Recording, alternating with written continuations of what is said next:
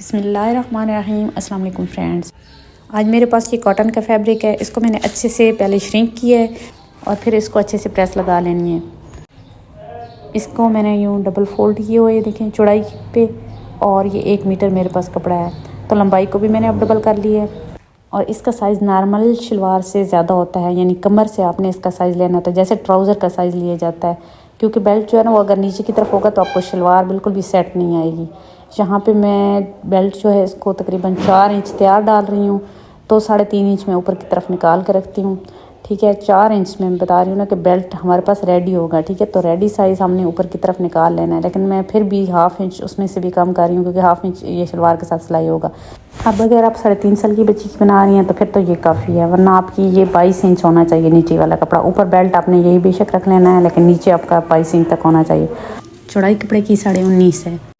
अब पांचे का साइज़ लेने का तरीका यह है कि पाँव के अंदर वाली साइड से आप एड़ी से लेकर आगे अंगूठे तक इंच टेप रखें, जितना भी वो आ रहा हो टोटल, तो उतना आप पांचा रख रहे हैं। यहाँ पे मैं 7 इंच रख रही हूँ, इसमें स्विंग मार्जिन शामिल है। अब यहाँ से जो कपड़ा निकलता है ना, अगर आप इसकी चौड़ाई बढ़ाना चाहें बड़ी बच्चियों के लिए, तो यहाँ से आप निकला हुआ कपड़ा ऊपर डाल सकते हैं।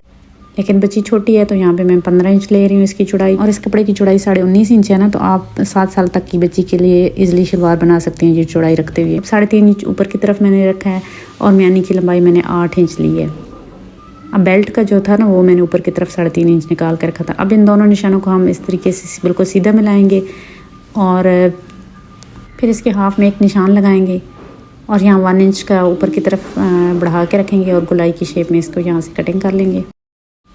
इस कपड़े से मैं बेल्ट बनाऊंगी और पांचे के लिए मैं इसको इस्तेमाल करूंगी। अब ये 4 पीसेज हैं, तो 2 को मैंने अलग कर लिया और 2 को मैं इस तरीके से रख रही हूँ।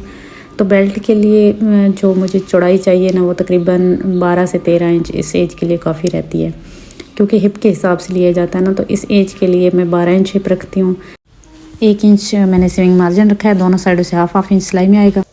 अब चूँकि 4 पीस मैंने ये रखे हैं यूँ इस तरीके से डबल करके, तो 1/2 इंच में इसमें भी मार्जिन लूँगी। यहाँ से ये देखें 1/2 इंच पे पहले मैं निशान लगा लेती हूँ जो सिलाई में आएगा। इसके बाद 6.5 इंच पे मैं निशान लगाऊंगी बेल्ट की। अब 1.5 नेफे का और 1/2 इंच जो सिलाई में आएगा, और 4 इंच रेडी का साइज़ मिला के ये टोटल 6 इंच हो जाता है बेल्ट की लंबाई। और बेल्ट हमेशा आड़ा बनाया जाता है, लंबाई को चौड़ाई में लिया जाता है। और ये दूसरा कपड़ा जो है ये मैं पांचे के लिए इस्तेमाल करूँगी। यहाँ से मैंने दोनों पार्ट को अलग कर लिया है। अब आसन की सिलाई लगा लेंगे। ये बात आपने नोट करनी है कि ये प्लीट कितनी लेनी है। यहाँ पे मैं तकरीबन 1.25 इंच की ये प्लीट डाल रही हूँ। अब जो निशान लगाया है इसको हम पकड़ेंगे और ऊपर वाला पार्ट अलग करेंगे और नीचे वाले को छोड़ देंगे, यानी फ्रंट पर यूँ इसको पिनअप कर लेंगे। अब रुख का ख्याल रखें, दोनों का रुख एक दूसरे की तरफ होना चाहिए। यहाँ पे भी हमने 1.25 इंच का निशान लगाया है, और इस प्लीट का रुख हमने उस वाली साइड पर कर दिया, इन दोनों प्लीटों का रुख अंदर वाली साइड पर होना चाहिए। इसके बाद दरमियान वाले कपड़े पर हम चुनट्स डालेंगे, और चुनट्स धागे वाली डालेंगे, क्योंकि धागे वाली से आप अच्छे से साइज़ सेट कर सकते हैं। और अगर आप साइज़ सेट नहीं करेंगी तो फिर आपकी ये शलवार बिल्कुल भी सही नहीं बनेगी, क्योंकि ये साइज़ जो है ना बहुत अहमियत रखता है। ये मैं आपको बताती हूँ कि इस एज के लिए आपने कितना रखना है। 6 इंच तक आप इस एज के लिए रख सकती हैं। ठीक है, ये इन 2 प्लीट्स को पहले आपने सिलाई लगा लेनी है, नॉर्मल सिलाई। इसके बाद धागा बड़ा करके तो ये वाली सिलाई लगानी है, यहाँ से स्टार्ट लेना है, और फिर इसके बाद धागा खींच के तो ये चुनट डालनी है। अब मैं आपको बताती हूँ कि ये साइज़ कितना होना चाहिए।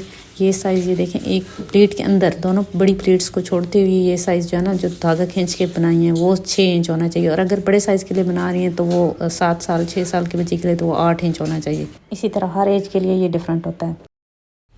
अब नेफे को मैंने आयरन की मदद से मोड़ ली है, और ये देखिए 4 इंच ये बेल्ट तैयार है। 1/2 इंच स्विंग में आएगा ना, और 3.5 इंच मैंने आपको बताया कि था कि ऊपर हम रखेंगे 1/2 इंच। तो यहाँ पे ये देखें, इन दोनों को इस तरीके से रखेंगे, और जो कपड़ा बच रहा है ना उसको हम पीछे की तरफ प्लीट्स बनाएंगे। अब यहाँ पे बेल्ट का हाफ और ये जो शलवार का हाफ है, दोनों को आपस में बराबर रखेंगे, और यहाँ पे एक पिन लगा लेंगे।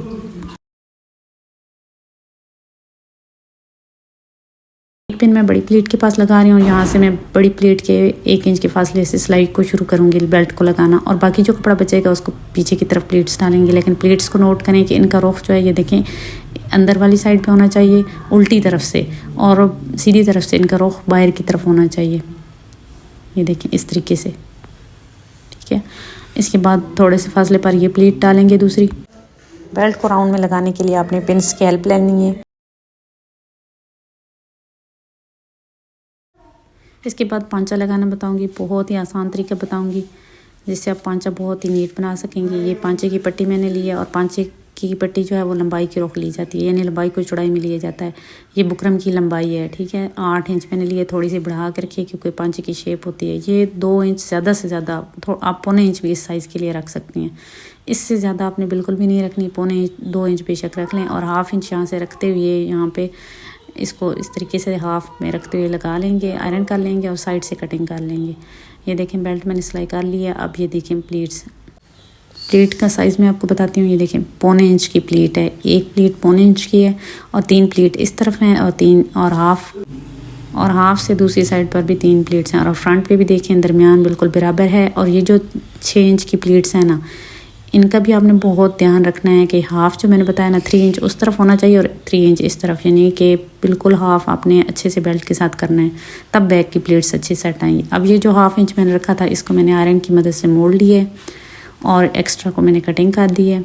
इसी तरह आपने इस कपड़े को बिल्कुल ऐसे ही सिंगल रखना है और ऊपर सिलाई लगा लेनी है। यहाँ पे किनारे बिल्कुल किनारे पर सिलाई लगानी है और फिर यूँ इसको मोड़ लेना है और फिर आयरन की मदद से बिल्कुल बुकरम के साथ ये वाली पट्टी मोड़ लेनी है और साइड से इसको कटिंग करके फिर अपने इसकी सिलाइयाँ शुरू करनी है। ये देखें सिलाइयाँ मैंने लगा ली हैं। ये देखें कितना नीट इसका पांचा बना है। इसके बाद आपने यहाँ से इसको पक्का करना है पांचे को और सिंगल सिलाई लगानी है और इसके बाद यूँ इसको खींच लेना है। खींच के फिर इसके बाद इसकी डबल सिलाई लगानी है, तो कभी भी आपकी ये शलवार जो है वो यहाँ से इसका टंकक नहीं खुलेगा। अब लास्ट में बारी आती है इलास्टिक की। इलास्टिक का साइज़ मैं आपको बता देती हूँ। ये देखें तकरीबन ये 17 इंच हम इसको इलास्टिक डालेंगे।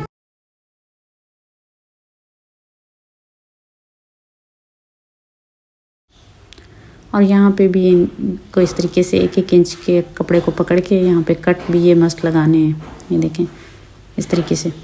और इलास्टिक को ये जो ऊपर सिलाई है ना, इसको यूँ खींच के रखना है और फिर सिलाई ये लगानी है। ये देखें कितनी खूबसूरत, ये बिल्कुल परफेक्ट जो है ये सिलाई हुई है। इसके बाद ये देखें ये वाली जो है ना कपड़ा, इसको ऊपर की तरफ किया है स्विंग मार्जिन को और पैर के फासले की मैंने ऊपर वाली साइड पर ये बेल्ट पर सिलाई लगाई है।